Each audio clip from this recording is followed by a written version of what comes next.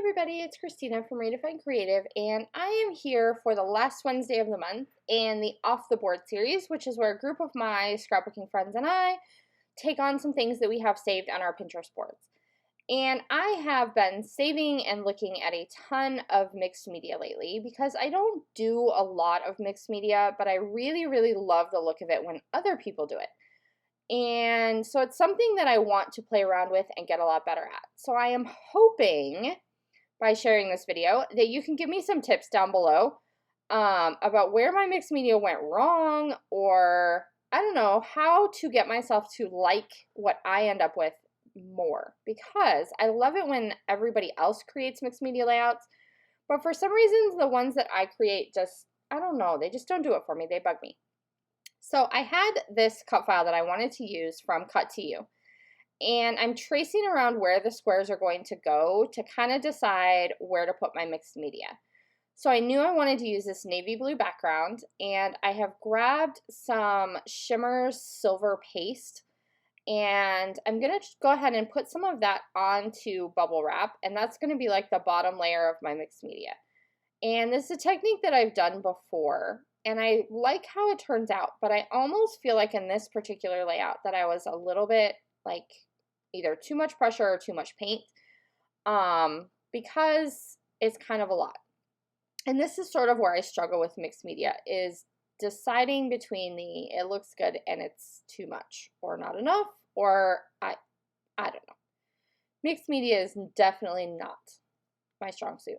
And I wasn't going to share this layout, but then I was like, honestly, I want some help from you guys to try and figure out how I can get to where I really like the mixed media looks that I create. So, this particular cut file came in the Cut to You newsletter, and I knew that I wanted to use it with this Boys Roll collection because I thought it would be adorable with some of these pattern papers behind it. And I don't want to back all of the little diamond sections, but I am going to back some of them. So I'm just kind of laying them out, seeing if having all of them on the layout makes me a little happier with the mixed media. And newsflash, it really does not. But we're going to keep going because that's what we do. So I decided I wanted to add a little bit of a different color. So I have this like paint, I don't know, splotch-ish one. And I'm going to grab some gold Vicky Bouton glaze. And so I added just a little bit of that in the same kind of four corners. And I think that I have identified part of what I don't like about this is that I have all my mixed media in the four corners. And that could be part of the problem. But I'm going to go ahead and add some gold Heidi Swapp Color Shine just as splatters to kind of tie the entire layout together. And I like having the silver and the pop of gold because the gold kind of brings in some of the orangish in the pattern paper. And so I'm okay with the silver and the gold together, but I'm still not loving the result. But I'm going to keep going because sometimes I don't like what I'm getting as I'm creating the layout until I get closer to the end. So now I'm going to go ahead and work on my cut file while all of those layers that I created with the mixed media kind of dry a little bit. And I love using a pattern paper like this to back a cut file because these are the ones that have a whole bunch of patterns all on one sheet of paper. And so this is some Cocoa Vanilla Boys Rule, and it has all of these different 4x6 and 3x4 pattern paper squares. And it's perfect because it means I don't have to cut into a whole ton of different pattern paper in order to back my cut file.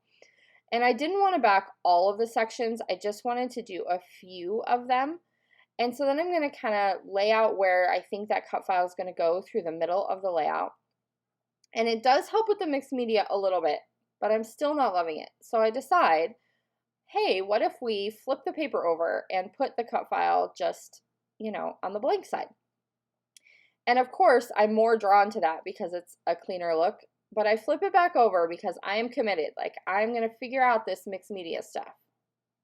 It's just, I don't know, delusional perhaps. So then I'm going to add, I knew that I wanted to use these 3 epoxy flare, and I'm going to arrange them in a cluster of 3 around my photo.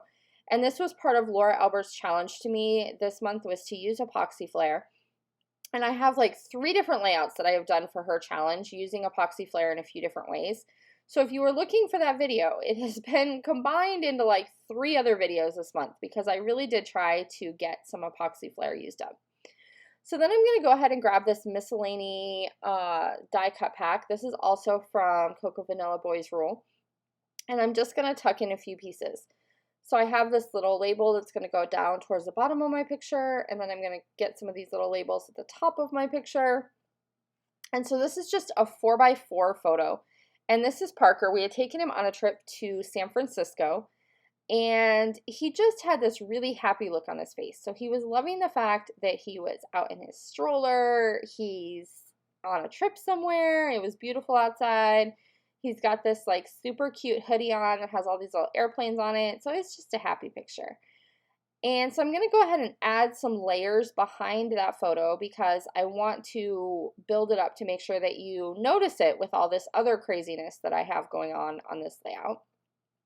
So I took a gray frame, and then I'm going to take a couple pieces of my leftover pattern paper that I was using to back all of those squares and get some of that behind my photo as well. And those layers are just going to kind of help the picture of Parker be the thing that stands out. I am going to end up moving the epoxy flare so that it is all like in a cluster right around touching my photo mats, and that definitely helps draw your eye to the photo. But then I decide, hey, you need some more mixed media. So I'm going to grab some Vicki Boutin pigment powders in this like green color and mix them with texture paste to get a green that kind of matches the pattern paper as well as the green in the picture of Parker. And, you know, when you're not happy with mixed media, you just keep going and add more, right? So I'm going to add some of this green. And I'm still thinking, like, I like how the mixed media looks layered up together. But I'm thinking part of the problem that I'm having could be that I have it in all four corners. I'm not sure. I don't know. So I'm hoping that you will leave me some comments down below and talk to me about my mixed media progress here so that I can get some ideas of how to get my mixed media to a place where I actually like what I am ending up with, because this layout's really not it. And like I said, I wasn't going to share the layout itself because I'm not super happy with it, but I wanted you guys to see, one, that I do create layouts that I'm not happy with sometimes, and two, I wanted to see if you could help me. So I went ahead and put that chipboard word adventure on the bottom edge of my photo. And then I use this sticker that says, oh yes, please. So those two things together are going to kind of act as my title. I am still trying to make that mixed media at the top something that I am happy with and can live with. So you see me like playing around with all kinds of embellishments up there. Like, what if I cover part of it up? Will I like it better? I don't know. So I'm playing around with different options up there still.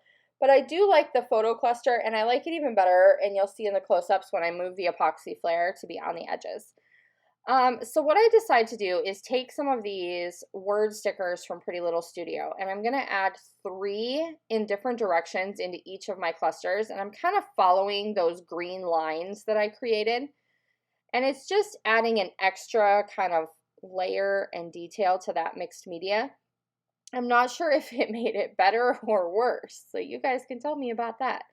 I do think I like it a little bit better, but I still am kind of stuck on the fact that I have mixed media in all 4 corners, and that's just, I don't know, it's just not working for me for some reason.